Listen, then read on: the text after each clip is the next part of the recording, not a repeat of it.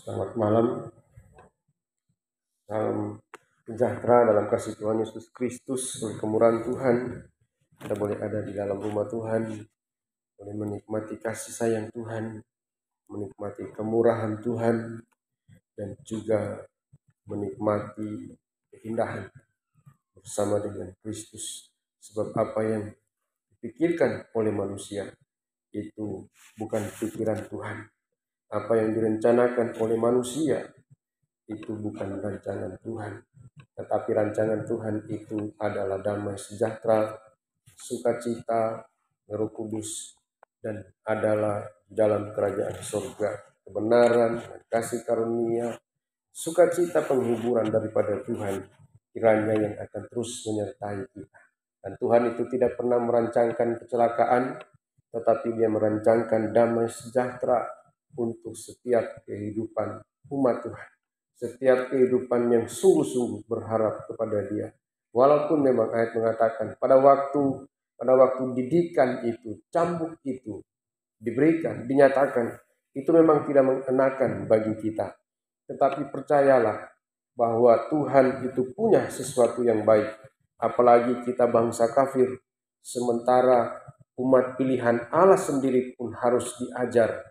Apalagi bangsa kafir. Tetapi tujuan daripada semuanya itu, jangankan bangsa Israel, pribadi Yesus saja yang rela meninggalkan surga, yang rela ada di dalam dunia bersama-sama dengan manusia, dan juga ada di dalam penderitaan. Itu semua dinyatakan oleh Tuhan supaya kita memandang kepada Dia. Kita akan melihat pada waktu kita menghadapi kekuatan daripada antikristus itu. Kekuatan antikristus itu adalah kekuatan sebenarnya yang juga ada di dalam seizin Tuhan. Tetapi itu yang akan membuat umat Tuhan, membuat gereja Tuhan harus mengerti apa itu namanya penderitaan. Karena pelataran itu, halaman sebelah luar itu diserahkan dan diberikan kepada bangsa-bangsa lain untuk diinjak-injak dan untuk dinajiskan. Kita akan membaca terlebih dahulu di dalam kitab Wahyu pada pasalnya yang ke-11. Pasalnya yang ke-11 supaya kita juga mulai dari awalnya kembali dan kita bisa melihat ini ada satu rangkaian yang saya kira ini adalah seizin Tuhan. Bahkan kepada dua saksinya yang Dia utus, itu pun juga diizinkan untuk harus mengalami yang namanya kekalahan, kejatuhan. Seperti yang kita dengarkan minggu yang lalu, nanti kita akan baca juga sebentar, bahwa sementara diizinkan sementara waktu untuk mengalami yang namanya kejatuhan. Tetapi disitulah justru kita diuji oleh Tuhan. Kita harus mengalami kekuatan ini. Kita baca dulu dalam Wahyu pasalnya yang ke-11, ayatnya yang ke-1. Wahyu pasal 11 ayat 1 dan ayat 2. Dua saksi Allah. Kemudian diberikanlah kepadaku sebatang bulu seperti tongkat pengukur rupanya, dengan kata-kata yang berikut: bangunlah dan ukurlah bait suci Allah dan mezbah dan mereka yang beribadah di dalamnya. Tetapi kecualikan pelataran bait suci yang di sebelah luar, janganlah engkau mengukurnya, karena ia telah diberikan kepada bangsa-bangsa lain, dan mereka akan menginjak-injak kota suci 42 bulan lamanya. Kota suci ini telah diberikan. Apakah Yesus tidak menebus sampai kepada kota suci itu? Sementara Dia datang untuk seluruh dunia, untuk seluruh bangsa, dan Dia datang untuk menebus setiap kehidupan dari kebinasaan, sehingga ditebus dan dibawa kembali kepada Tuhan. Tetapi berbicara soal bait suci, janganlah engkau mengukurnya, karena ia telah diberikan kepada bangsa-bangsa lain, dan mereka akan menginjak-injak kota suci 42 bulan lamanya. Tidak untuk selama-lamanya umat Tuhan itu dibiarkan. Tidak untuk selama-lamanya mereka ditinggalkan. Tetapi kalau mereka diizinkan ada di dalam penderitaan, ayat ini dituliskan hanya 42 bulan lamanya. Dan ini mempunyai pengertian-pengertian, dan kita selama ini kita tahu ini adalah kekuatan daripada antikristus yang akan berkuasa 3,5 tahun, 3,5 masa, 1260 hari lamanya. Tetapi bangsa ini mendapatkan pelataran bait suci yang di sebelah luar. Kalau kita bisa melihat di pola tabernakel itu, maka itu adalah bagian luar dan itu adalah daerah kebenaran. Di dalam tingkatannya itu adalah daerah iman. Dan iman ini sehingga ayat mengatakan iman ini harus bertumbuh dan iman ini harus terus bertumbuh sampai dia mencapai kedewasaan, sampai dia mencapai kesempurnaan. Sehingga iman itu tidak hanya kita berdiam di iman situ, tetapi kita harus mengalami pertumbuhan. Tetapi pentingnya iman ini juga untuk bisa mengalami yang namanya pengujian. Dan di tengah-tengah kekuatan antikristus ini, dia tidak diukur, sebab dia telah diberikan kepada bangsa-bangsa lain, dan mereka akan menginjak-injak kota suci 42 bulan lamanya. Jadi kalau kita membaca sampai di sini, maka kita bisa melihat ada satu hal yang sepertinya ini Tuhan izinkan akan terjadi. Dia telah diberikan, dan Yesus pada waktu dia datang menebus, saya percaya dia menebus seluruh dunia. Apakah darah Yesus itu tidak cukup menebus kota suci ini sehingga dia akan diberikan? Tetapi setelah dia mengalahkan maut, maka ini dalam seizin Tuhan diberikan kepada bangsa-bangsa lain. Dan apa yang dihadapi oleh bait suci ini, oleh orang-orang atau kehidupan yang ada di sana, ini bukan perkara yang gampang, ini bukan perkara yang mudah. Kita akan kembali membaca di dalam kitab Daniel pada pasalnya yang ke-11. Apa yang sementara terjadi dan apa yang Tuhan izinkan terjadi, di mana kota suci itu diinjak-injak, bahkan dinajiskan tempat kudus itu. Ini adalah satu pergumulan yang besar bagi kita. Sehingga kalau kita, banyak orang yang akan melihat ini dan mempersalahkan Tuhan. Seperti mereka berkata kepada Yesus, jika engkau memang anak Allah, turunlah dan selamatkanlah dirimu dan kami. Jika engkau anak Allah, maka apakah engkau tidak akan melawan? Seperti itu nantinya akan terjadi. Sehingga kalau kita melihat dengan mata kita sendiri, kalau kita tidak meminta hikmat yang daripada Tuhan, kalau waktu itu tidak dipersingkat, orang-orang benar pun hampir-hampir tidak diselamatkan. Bagaimana tidak? Mereka melihat kota suci, kota yang diagung-agungkan, kota yang dibanggakan. Bahkan Yesus pernah berkata kepada murid-muridnya, kamu lihat bangunan bait suci itu, bangunan yang begitu megah itu. Lalu dia berkata, satu waktu tidak ada satu batu pun terletak di atas batu yang lain. Dan banyak orang pada waktu melihat itu akan berkata, Tuhan seperti apa yang tidak menyayangkan bait suci. Dan kita harus hati-hati. Sebab apa yang Tuhan inginkan dan apa yang iblis sementara kerjakan, dia akan berusaha memainkan pikiran kita. Sehingga kita nantinya akan mengalami yang namanya kesulitan. Akan mengalami yang namanya perlu untuk memahami dengan baik. Sehingga kita tidak akan terjebak di dalam situasi ini. Kita melihat pekerjaan Tuhan sepertinya itu dibiarkan. Kita akan melihat bangunan bait suci itu sepertinya tidak diperhatikan oleh Tuhan. Kita akan melihat pekerjaan Tuhan sepertinya itu tidak ada di dalam kemajuan. Itu semua ada dalam seizin Tuhan. Kalau bait suci saja diizinkan oleh Tuhan, tidak ada satu batu pun di atas batu yang lain, maka betapa kita harus memandang semua itu dengan hikmat yang daripada Tuhan. Kita baca Daniel pasal yang ke-11 ayat 31 sampai ayat yang ke-35. 31 sampai 35. Bagaimana keadaan yang terjadi oleh karena peperangan. Kalau saudara membaca dari ayat 2, bagaimana Raja Negeri Utara dan Raja Negeri Selatan, sampai pada ayat 31 sampai 35, ini adalah bagian dari peperangan yang terjadi. Bagaimana kedua raja ini akan saling berperang, sehingga dampaknya itu akan terasa sampai ke dalam bait suci Allah. Dan pada waktu Raja Negeri Utara itu menyerang, pada waktu sampai berulang-ulang kali dia menyerang. Dan berulang-ulang kali terjadi peperangan. Berulang-ulang kali terjadi yang namanya kekalahan dan kemenangan. Sampai mereka ada di dalam bait suci ini. Ayat 31, tentaranya akan muncul. Mereka akan menajiskan tempat kudus, benteng itu, menghapuskan korban sehari-hari, dan menegakkan kekejian yang membinasakan. Peperangan yang terjadi antara Raja Negeri Utara dan Raja Negeri Selatan itu akan berdampak kepada rumah Tuhan. Dan itu tidak bisa dihindari. Itu tidak bisa dihindari. Dan ini ada di dalam seizin Tuhan. Dimulai dari mereka akan menajiskan tempat kudus, benteng itu, menghapuskan korban sehari-hari, dan menegakkan kekejian yang membinasakan. Dan orang-orang yang berlaku fasik terhadap perjanjian akan dibujuknya sampai murtad dengan kata-kata licin. Tetapi umat yang mengenal Allahnya akan tetap kuat dan akan bertindak. Dan orang-orang bijaksana di antara umat itu akan membuat banyak orang mengerti. Tetapi untuk beberapa waktu lamanya mereka akan jatuh oleh karena pedang dan api, oleh karena ditawan dan dirampas.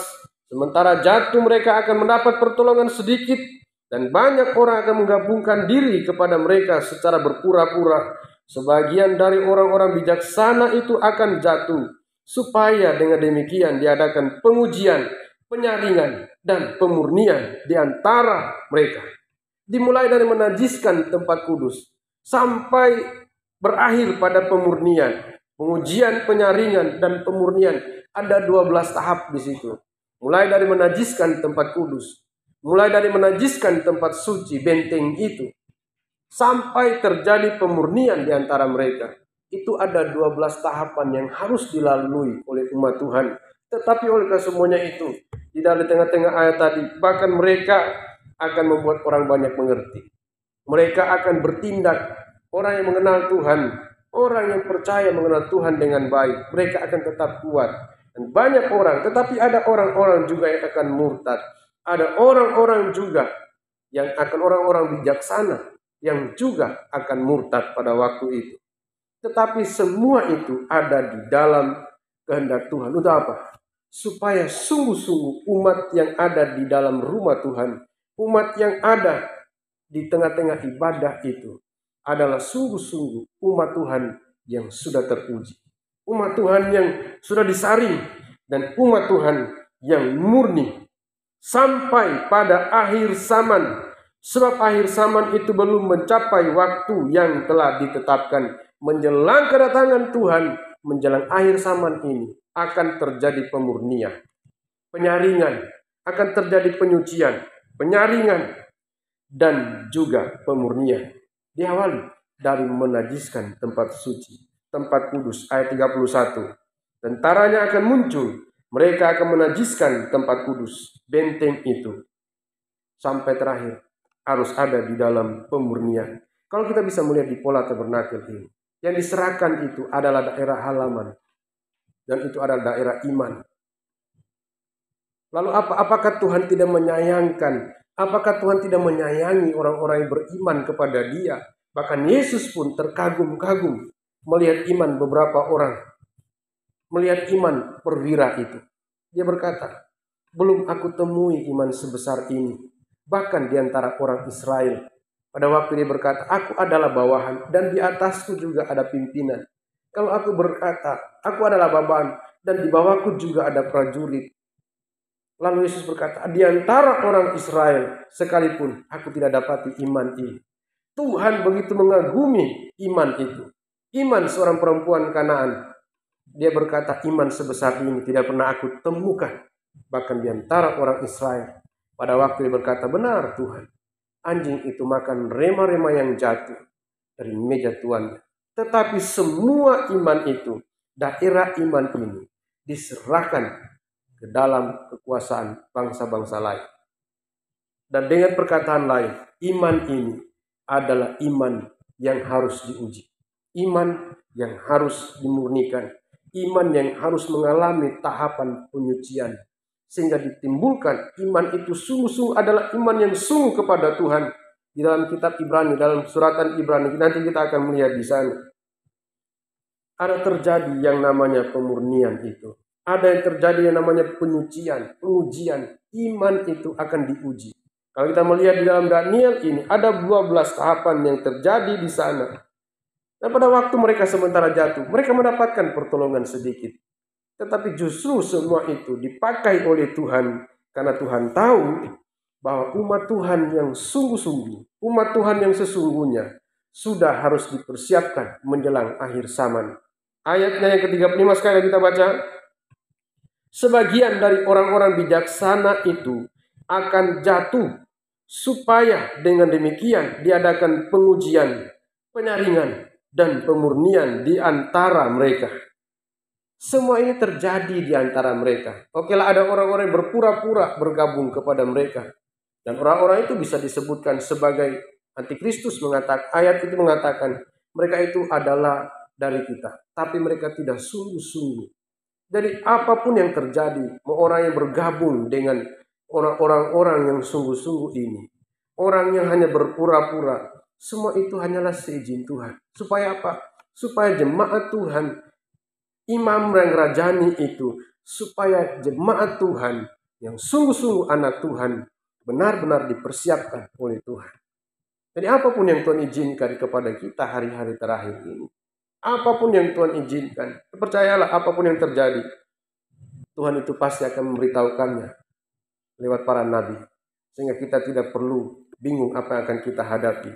Kalau kita ada di dalam penggembalaan, ada di dalam pelayanan, ada di dalam penggembalaan, sungguh-sungguh itu adalah tempat yang memang kuat untuk menghadapi semua itu. Ini bukan perkara yang gampang dan mudah. Ada 12 tahapan. Sekali lagi saya katakan ada 12 tahapan. Ada api di sana, ada pedang di sana, ada ditawan, ada dirampas. Sampai orang-orang itu dibujuk untuk bisa murtad. Semua itu terjadi dan Tuhan izinkan itu semua terjadi. Supaya ditemukan sungguh-sungguh umat Tuhan yang benar-benar adalah milik Tuhan. Benar-benar adalah milik Tuhan. Benar-benar adalah milik Tuhan. Dari 1000 tinggal 100, dari 100 tinggal 10. Dan mereka yang milik Tuhan itu 1/10-nya sekali lagi ditimpa oleh kebinasaan. Supaya benar-benar didapati orang pilihan Tuhan. Dan pada tahap-tahap terakhir juga akan terjadi pengujian, penyaringan, dan pemurnian di antara mereka sampai pada akhir zaman. Sebab akhir zaman itu belum mencapai waktu yang telah ditetapkan.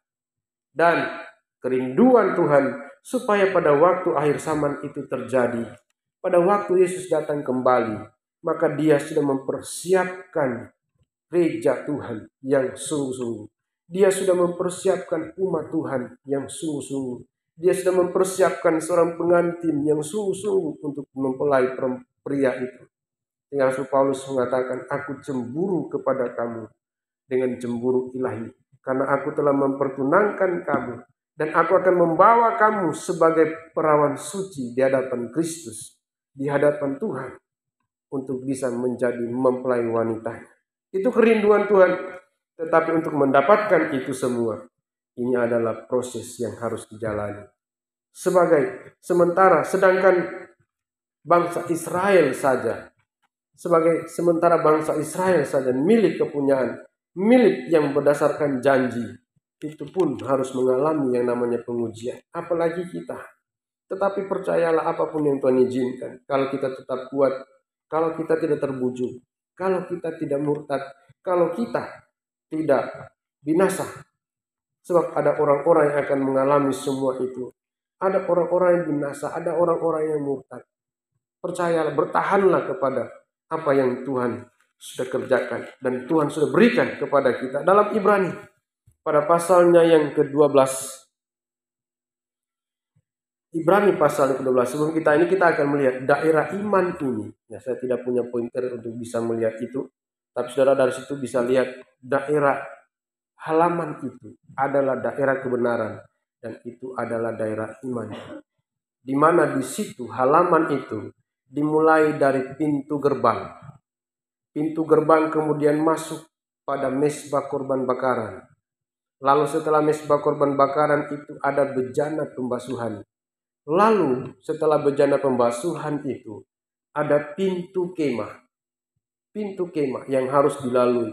Jadi dimulai dari pintu gerbang, Tuhan Yesus Kristus itu adalah mengenal Yesus. Bagaimana pengenalan kita akan Tuhan itu akan diuji oleh Tuhan.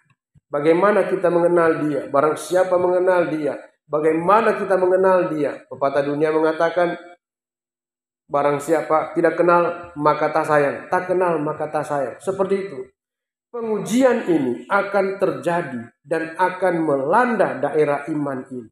Dimulai dari pintu gerbang. Bagaimana pengenalan kita akan Yesus? Bagaimana pengenalan kita akan Tuhan? Bagaimana pengenalan kita akan Kristus? Sampai sungguh-sungguh mengenal Dia. Dan itu akan diuji. Itu akan mengalami pengujian. Juga akan berlanjut sampai kepada mezbah korban bakaran. Mezbah korban bakaran itu berbicara soal pertobatan. Bagaimana pertobatan yang kita katakan selama ini saya adalah orang yang bertobat. Itu juga akan mengalami yang namanya pengujian. Selama itu ada di bagian halaman, itu akan diberikan kepada bangsa-bangsa lain. Dan dia tidak akan bisa melawan. Dia tidak akan bisa lari. Selain daripada dia harus tetap kuat di dalam iman itu sendiri. Dan imanmu akan menyelamatkan engkau. Yesus pernah berkata kepada beberapa orang, pergilah, imanmu akan menyelamatkan engkau. Kalau kita ada di daerah iman itu, mari kita tetap kuat di sana. Karena iman yang kita percayai itu yang akan menyelamatkan kita. Pergilah, imanmu menyelamatkan engkau. Sampai pertobatan kita akan mengalami pengujian. Kita katakan saya adalah orang yang bertobat. Tapi pada waktu kita diperhadapkan dengan segala macam hal, pergumulan, penderitaan, bahkan banyak hal, seringkali kita tidak menjadi orang yang bertobat. Seringkali hati saya tidak menjadi hati yang bertobat. Seringkali terpancing dan lain sebagainya, bahkan sering mempersalahkan Tuhan. Itu yang terjadi. Tetapi mari kalau kita ada di daerah iman ini, sungguh-sungguhlah. Sebab karena ayat 1 di dalam Ibrani pasal 12, ini kita akan baca dulu. Ibrani pasal 12 ayat 1. Karena kita mempunyai banyak saksi bagaikan awan yang mengelilingi kita, marilah kita menanggalkan semua beban dan dosa yang begitu merintangi kita dan berlomba dengan tekun dalam perlombaan yang diwajibkan bagi kita. Kalau kita baca judulnya, nasihat supaya bertekun dalam iman. Kalau saya adalah orang yang beriman, maka saya akan mengalami pengujian ini. Apalagi kita mengatakan saya adalah orang yang bertobat. Saya adalah orang yang mengenal Kristus. Saya adalah orang yang bertobat. Pertobatan kita itu akan diuji. Sebab ada pertobatan yang tidak sungguh-sungguh. Ada pengenalan yang tidak sungguh-sungguh kepada Tuhan. Hari ini mungkin kita tidak baca ayatnya. Tapi nanti ke depannya kita akan bahas satu persatu ini. Bagaimana pertobatan saya itu mengalami pengujian? Apakah saya sungguh-sungguh orang yang bertobat? Ataukah hanya hari ini saya bertobat, lalu besok saya tidak menjadi orang yang bertobat? Maju lagi pada bejana pembasuhan. Bejana pembasuhan ini berbicara soal baptisan air atau kelahiran kembali. Sungguh-sungguhkah kita adalah orang yang mengalami baptisan ini? Sungguh-sungguhkah kita adalah orang yang dilahirkan kembali? Sungguh-sungguhkah saya adalah orang yang menjadi ciptaan baru? Sementara yang lama telah berlalu. Yang lama telah berlalu, sesungguhnya yang baru akan datang. Yang baru itu kita kenakan. Dan kita rindu mengenakan yang baru. Tetapi seringkali kita kerinduan kita mengenakan yang baru, tapi di atas dengan tidak menanggalkan yang lama. Sehingga yang baru yang kita kenakan itu akan tidak bagus kelihatan. Karena yang lama itu tidak ditanggalkan. Dan kita mau mengenakan yang baru ini. Sehingga kelahiran kembali, kelahiran baru kita, baptisan air itu. Dan bukan hanya simbolisnya, bukan hanya secara lahiriahnya kita dibaptis. Sementara orang yang masuk dalam baptisan air itu pun tidak menjadi pertanda bahwa memang dia sungguh-sungguh sudah diselamatkan. So, kalau hatinya tidak dilahirkan baru, ada banyak orang yang mengalami baptisan, masuk dalam baptisan air, tapi hidupnya tidak sesuai dengan baptisan air itu. Saya tidak mempersalahkan baptisan air itu, tidak. Tapi setelah kita mengalami yang namanya baptisan air, kita melakukan sesuatu yang benar. Mari kita bawa hidup kita, supaya kita tidak terkesan hanya menggunakan baptisan air itu hanya karena formalitas, hanya karena keharusan, hanya karena kebiasaan. Tidak. Tapi hati kita mengalami ujian sampai kepada kelahiran baru ini pun juga akan mengalami yang namanya pengujian. Selama itu ada di daerah iman ini. Sehingga di sanalah nanti Tuhan izinkan kekuatan antikristus itu. Diizinkan orang-orang yang tidak mengenal Kristus itu akan menggocok. Rasul Paulus mengatakan, Tuhan mengirim utusan iblis untuk menggocok aku. Dalam tubuhku, dalam diriku ada duri. Ada duri. Itulah utusan iblis yang diizinkan, diutus untuk menggocok aku. Apakah benar aku ini adalah hidup oleh kasih karunia Tuhan? Lalu 3 kali aku berdoa. Tetapi kata firman, kata Tuhan kepadanya, cukuplah kasih karunia. So itu adalah seizin Tuhan. Dan kita percaya apa yang Tuhan izinkan kepada kita. Bukan untuk merusak, menghancurkan kita. Tapi untuk membentuk hidup saya dan saudara. Membentuk hidup kita. Apakah kita menjadi orang yang mengenal Kristus dengan sungguh? Apakah kita adalah orang yang sungguh-sungguh bertobat? Apakah kita adalah orang yang sungguh-sungguh lahir baru? Dan apakah kita sungguh-sungguh dipenuhkan oleh Roh Kudus? Ayat mengatakan, ujilah setiap roh. Ujilah setiap roh. Sebab seringkali mengatakan saya dipenuhkan dengan Roh Kudus. Tetapi apa yang kita kerjakan itu tidak mencerminkan kalau hidup kita adalah dipenuhkan dengan Roh Kudus. Sehingga nanti kepenuhan Roh Kudus ini pun juga akan mengalami yang namanya ujian. Akan mengalami yang namanya ujian.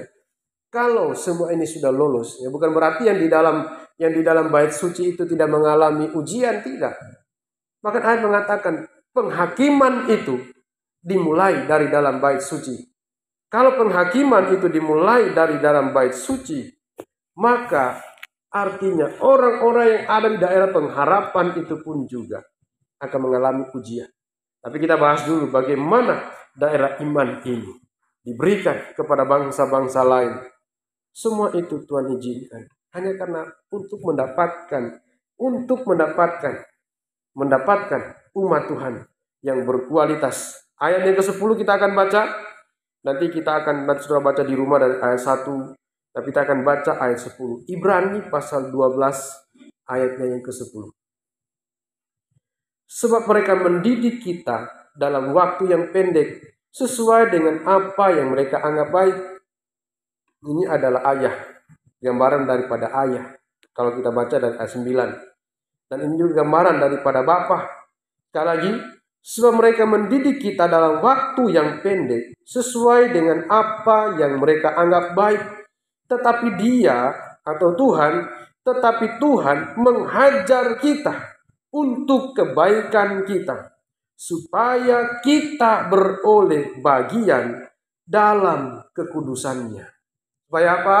Supaya saya dan saudara, supaya kita memperoleh bagian di dalam kekudusannya. Untuk apa itu? Supaya kita sama-sama ada di dalam kekudusan Kristus. Kenapa sampai kekudusan Kristus ini begitu penting? Pada waktu Tuhan izinkan semua itu terjadi, maka diizinkan untuk menajiskan tempat suci ini. Menajiskan tempat kudus ini. Lalu ada kehidupan yang menajiskan tempat kudus. Ada kehidupan yang menajiskan tempat kudus. Nah kita akan baca kita akan membaca ini di dalam Imamat pasal 20. Maliaki pasal yang kedua juga terdapat di sana. Praktek-praktek daripada menajiskan tempat suci, menajiskan tempat kudus, mengorbankan anak-anaknya. Dan ini pelajaran bagi kita semua. Orang-orang tua mengorbankan anak-anaknya, diserahkan kepada Molok. Molok itu adalah dewa kesuburan yang diagung-agungkan, dewa daripada bangsa kafir. Sehingga anak-anak itu dipersembahkan. Anak-anak yang harus menjadi korban. Hanya oleh karena orang tuanya ingin supaya subur tanahnya. Supaya orang tua ini diuntungkan. Supaya orang tua ini bisa mendapatkan nama baik. Supaya orang tua ini bisa diselamatkan. Bisa diloloskan dari apa yang ada dalam dunia ini. Anak-anak menjadi korban. Dan itu praktek-praktek daripada menajiskan tempat kudus. Dan itu terjadi pada air Sama. Itu terjadi. Kita akan baca dulu. Sebab kalau kita kembali dalam Daniel tadi, pengujian ini dimulai dari menajiskan. tempat kudus. Sehingga tempat kudus itu adalah keseluruhan daripada tempat kudus atau bagian daripada tempat Tuhan itu bertemu dengan umat, tempat kudus. Dan terjadi di sana bagaimana praktek-praktek menajiskan tempat kudus ini. Sehingga kita harus waspada, kita harus hati-hati. Sebab kita tidak sadar dan seringkali mungkin ya, terkadang orang-orang melakukan itu, menyadari keadaan itu. Tetapi bagi dia, yang penting dia baik-baik saja. Yang penting dia diselamatkan dari apa yang terjadi sekarang. Anak-anak ini akan menjadi korban. Kita akan membaca, ada perkembangan, ada penjelasan yang lebih lanjut dengan ayat ini. Tapi saya hanya akan teringat ini. Imamat pasal 20. Imamat pasal 20. Ada praktek-praktek menajiskan tempat kudus yang akan mengorbankan anak-anak. Nah, sekarang mungkin kita tidak praktekkan lagi supaya tanah subur itu. Secara jasmani mungkin kita tidak praktekkan lagi ini. Oleh karena kita ingin tanah kita subur lalu kita korbankan anak-anak kita. Sekarang prakteknya bukan. Prakteknya sekarang bagaimana anak-anak ini akan ada di dalam korban. Menjadi korban. Sehingga orang tuanya diuntungkan. Imamat pasal 20 ayat 2.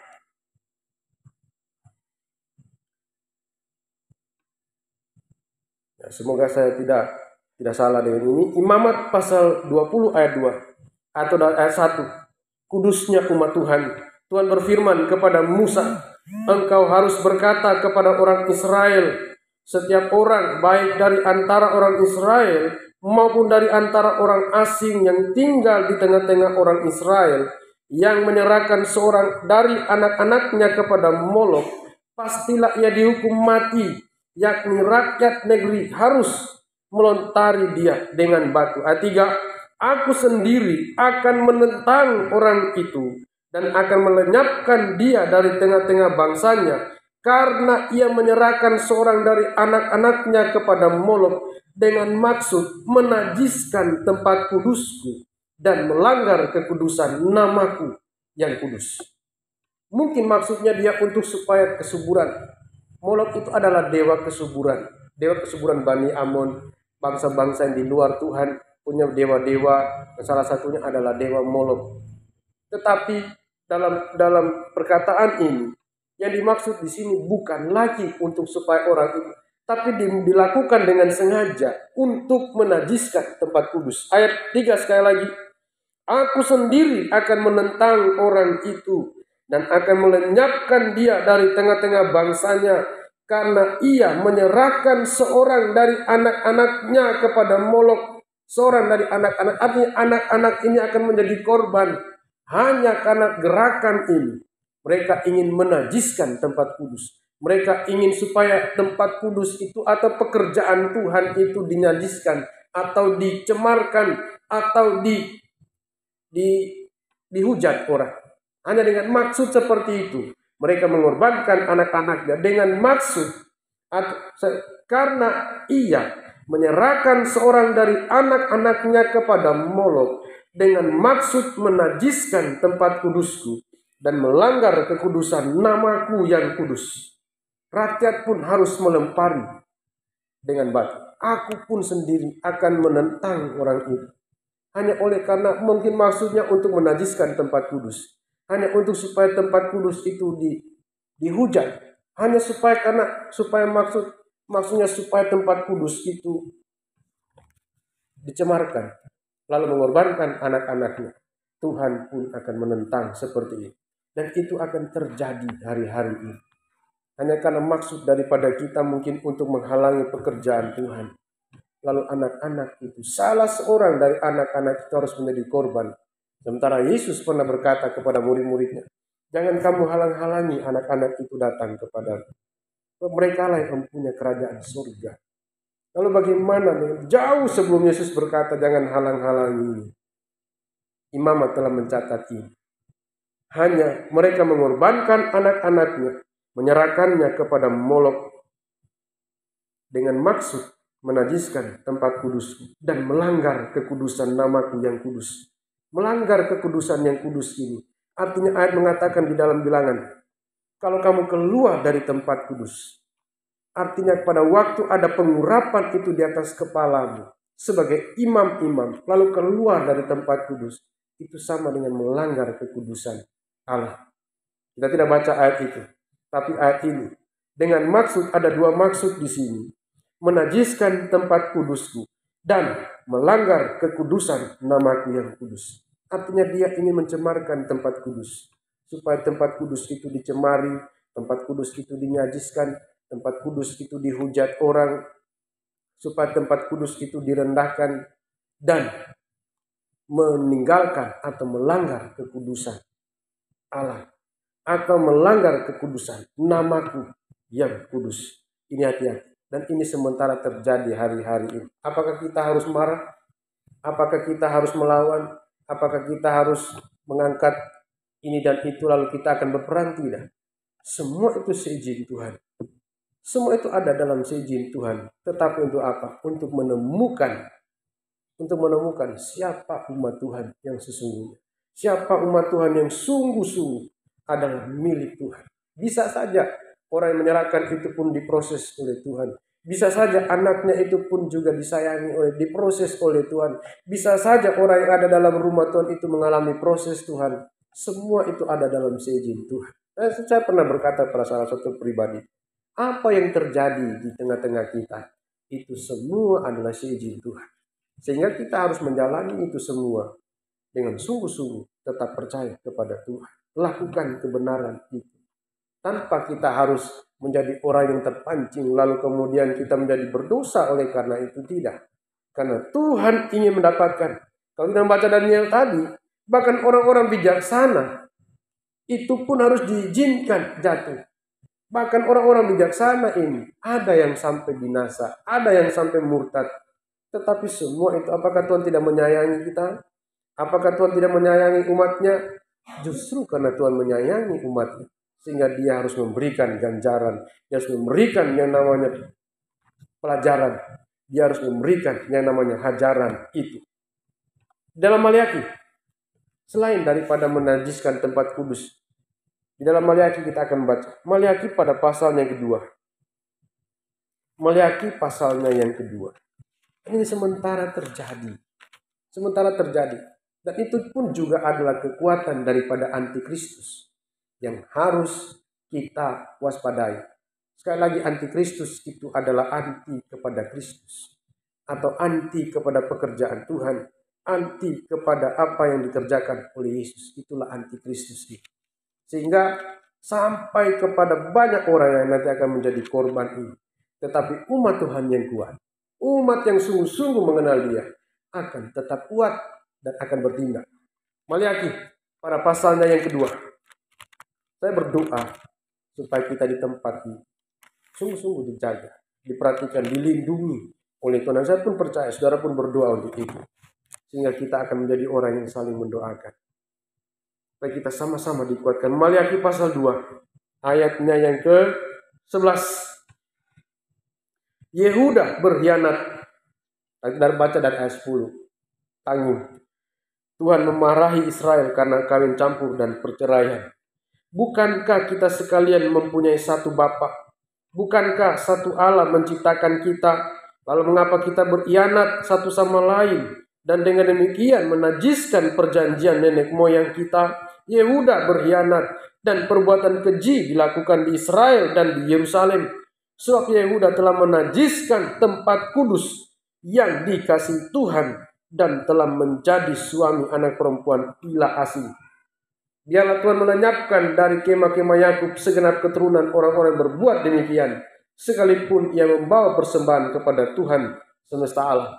Anak-anak berkhianat, Yehuda berkhianat, dan juga perbuatan keji dilakukan di Israel dan di Yerusalem. Sebab Yehuda telah menajiskan tempat kudus yang dikasihi Tuhan dan telah menjadi suami anak perempuan ilah asing. Terjadi pengkhianatan, dan ini sementara terjadi. Kita berdoa, di mana-mana terjadi hal ini. Bukan hanya di tempat kita, di tempat-tempat lain.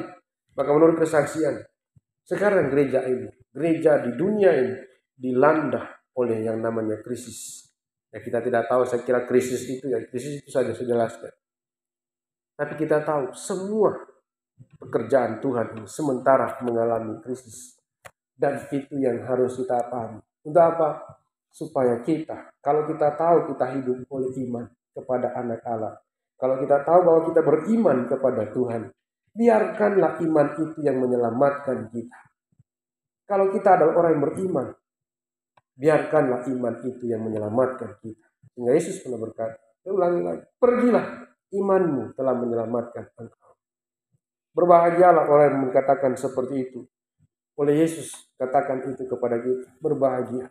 Di hadapan Tuhan kita dikatakan pergilah, imanmu telah menyelamatkan. Artinya iman yang kita hidupi sampai saat ini, itu tidak akan mengecewakan, bahkan itu memberikan yang terbaik bagi kita. Itu memberikan keselamatan. Iman menyelamatkan engkau. Bayangkan, dari perbuatan menajiskan tempat kudus. Ada banyak praktek-praktek menajiskan tempat kudus ini.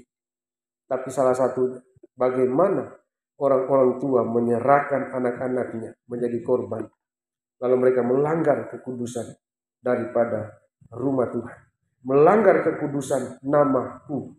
Itu adalah bagian pengurapan Allah yang ada di atas kepala seorang imam. Orang yang melayani justru diserahkan kepada Molok. Itu sama dengan melanggar kekudusan. Melanggar kekudusan. Dan saya tidak akan panjang lebar untuk hati. Tetapi ini sungguh-sungguh terjadi sekarang. Dan kita harus hati-hati. Kita tetap berdoa. Supaya benar-benar pada waktu semua ini telah berlalu, kita didapati adalah orang yang sungguh-sungguh beriman. Pengenalan kita akan Kristus, akan Yesus diuji. Bahkan pertobatan kita pun diuji.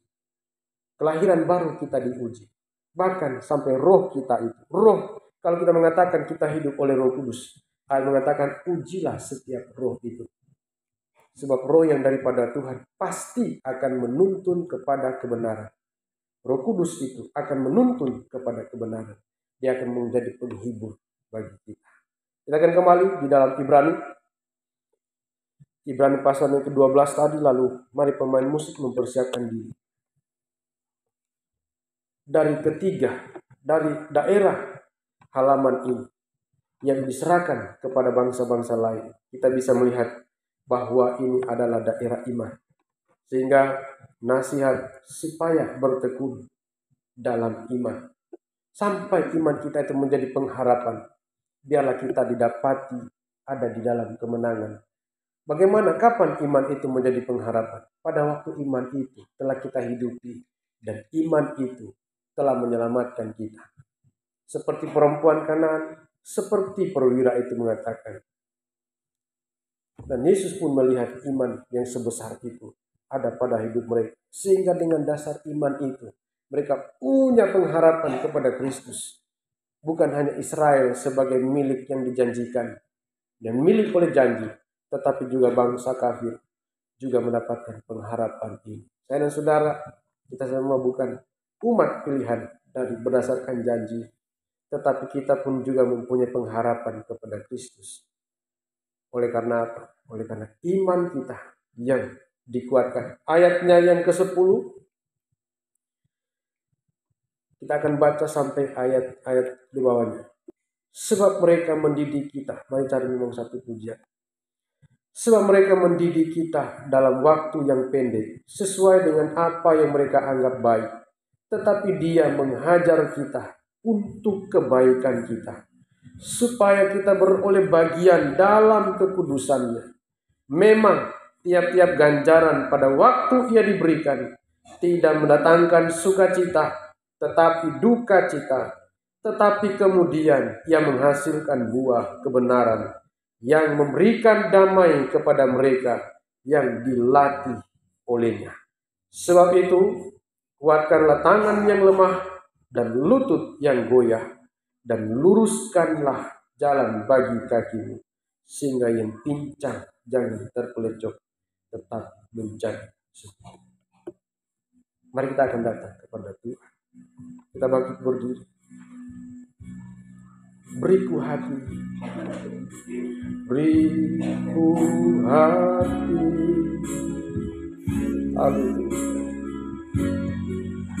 untuk menyembah